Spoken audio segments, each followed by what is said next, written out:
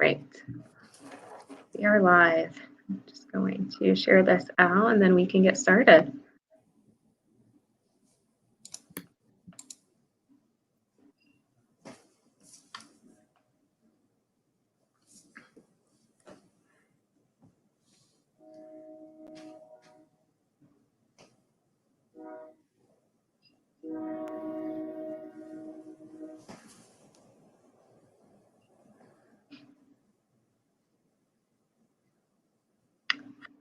All right, it looks like everyone is just sitting, refreshing patiently. I love this. I wish it was every day like this. Good morning. I am Juliette Abdel, President and CEO of the Westminster Chamber of Commerce. If this is your first time on our page, please be sure to hit that like and follow button. My counterpart with me today is Alberto Garcia, our former Mayor Pro Tem for the City of Westminster, Legacy Award recipient, or my strategic advisor, and of course, a champion for the community, business, and overall residential. Thank you, Alberto, for being with us this morning. Thank you. We continue to move forward with the candidates that we have representing ADCO and JEFCO, of course, commissioner races, state, House, and Senate. Since we have such a diverse community, we have diverse interests, and we want to bring them to you so you understand who they are and make the best informed decisions. Now, along the way, should you find any of this of value, please hit that share button so others in your network can also learn and make those similar informed decisions. And of course, we like for you to engage with us. So as you hop on here, comment and let us know who you are. I see Brian Head. I also see Dave Carpenter. I see Councilor DeMott. Thank you guys for tuning into our broadcast. Now, I like to reiterate how this program will run so you all understand from a transparency perspective. Each candidate has 60 seconds to provide who they are and why they're seeking the office that they're seeking. They then have 30 seconds to answer a rapid fire question. The question answer begins whenever they begin answering it and then concludes at the time, that 30-second time block, if that makes sense and I didn't butcher it. If we do have time for comments or questions, we'll take those up from the audience and I'll indicate that to you, of course, and then we'll have some closing remarks from those candidates. With that, I will go ahead and get us kicked off and started. Lindsay, share with us a little bit about yourself. Yeah. Hi, everyone. My name is Lindsay Daugherty. I'm a candidate for House District 29. Thank you so much for having me here this afternoon. A little about me. I grew up in Colorado. I'm an attorney, having graduated from the law school at the University of Denver. I got involved in politics and campaigns when I went out of state for undergrad to play soccer. My soccer team wasn't great, but I was in Iowa for the Iowa caucus, and that's when I really got involved and I started helping and volunteering for candidates I really believe in. I'm fortunate to have job opportunities in the House, the Senate, and the White House in DC, where I've really seen how policy is made. I started my own law firm back in 2012, specializing in family, juvenile, and some consumer protection work. Specifically, I do guardian ad litem work where I represent and give a voice to abused and neglected minor children when they're taken out of their homes. As a small business owner, I'm very supportive of doing what we can for small businesses. I have a lot of teachers in my family, so education is important. And I have a brother with some addiction issues, so criminal justice reform is also really important to me. You can find out more about my campaign at www.lindsayforcolorado.com. Thank you so much, Lindsay. We're moving into our rapid fire questions. This first one, who is your role model or who are your role models? Offhand, my role model is my grandpa. He was a firefighter. My grandma was a teacher, and we honestly had different political viewpoints up until he passed away. But I know I learned a lot from him, talking to him. He was able to get aid to his small town where he was a fire chief and additional fire equipment. And I know he'd be really proud of me if he were still alive today. So thank you. Next question is, how would you address the state budget with competing interests? I think working across the aisle and hearing from everyone who wants to be at the table is incredibly important.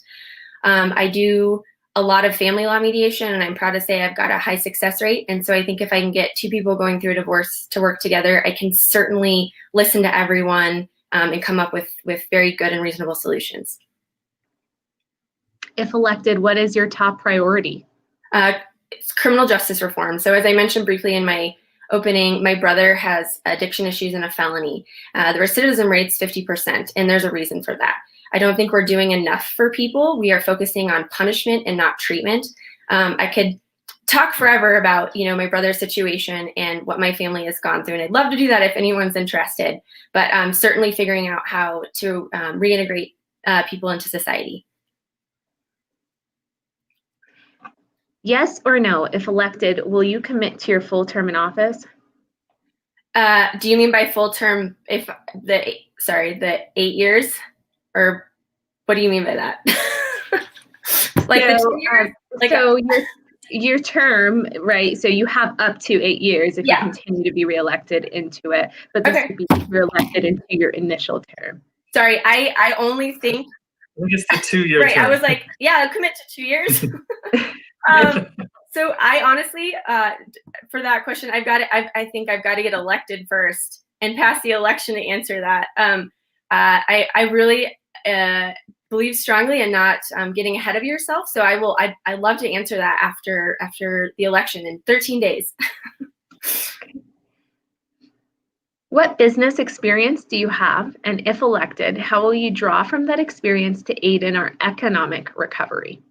So I am a small business owner. As I stated, I've owned my law firm since 2012, and I get what it takes to be a small business owner. You're the last one to get paid. You've got to figure out health insurance. You've got to figure out how to save for your retirement. And so I really understand this. And I've been talking to a lot of business owners in the area about what we can do to get them through COVID. And I think, again, getting everyone at the table and getting everyone's voices in there so we can come to a solution is the best way to address this. What is the biggest challenge facing our state?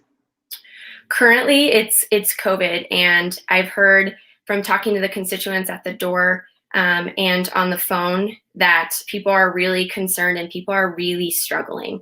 As I stated before, I've been talking to our small businesses, and they're really worried about this winter. Our numbers are up, and this is something that we need to listen to our experts about and all figure this out together because we're only going to make it if we're all on the same page. How do you plan to keep the state safe, for example, with COVID? Thanks for the clarification. So as I stated before, I think we all have to work together, certainly wearing masks and making sure that we're complying with medical doctors and the experts. I think we've got to listen to state recommendations, county recommendations. I think Jefferson County has been doing a fantastic job. As previously stated, the numbers are up, so we've all got to do our part in this to keep each other safe. Excellent. We're getting close to a couple of our last questions. So if you have a question that you would like to ask of our candidate, please type it into the comment section so that we can transition. And it looks like that was fast. I think this question. Okay, so this comes to us from Brian Dice. He is asking, we hear a lot about the constraints of Tabor and Gallagher. How would you approach the state budget within those constraints? Yeah, so as I stated before, I hear a lot about education. Both my grandmas were teachers. My cousin is a teacher. My mom works in our public schools.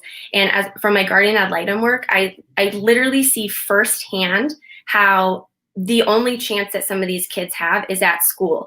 And the only future they have is if we can educate them, if we can make sure that we have enough adequate resources for teachers and students alike. So whatever I can do to facilitate that, I will do as a state legislator. And what do you feel will be your biggest challenges in this role? I think, to be quite frank, my biggest challenge will be I've never done this before. I think I can draw on my legal experience and owning my own law firm and really looking at a case from both sides to come to the best solution and to be the best voice for my clients. And I'm hoping to take that experience to the state capitol. So it'll be that I'm a newbie. We have 60 seconds for you for your closing statement, Lindsay. If you would please share why folks should consider your candidacy further. Sure. Again, thank you guys so much for having me here. I always appreciate the time to talk to people and answer any questions that anyone has. As I just stated, I think that my work as an attorney and really looking at two sides of an issue will help me do well in the role of a state representative. I've seen how legislation and policy is made at the federal level during my time working in the House, the Senate, and the White House. And I have really had great role models who've taught me the importance of working with everyone and getting as many people as possible at the table. And finally, in my law practice, I do what I call people law. And I'm really proud to have given a voice to my clients. And this is what I've always enjoyed. And this is what I absolutely want to continue to do at the Capitol. Again, thank you so much for having me. My contact information is on my website, and that's www.lindsayforcolorado.com. I always love hearing from people. So thank you.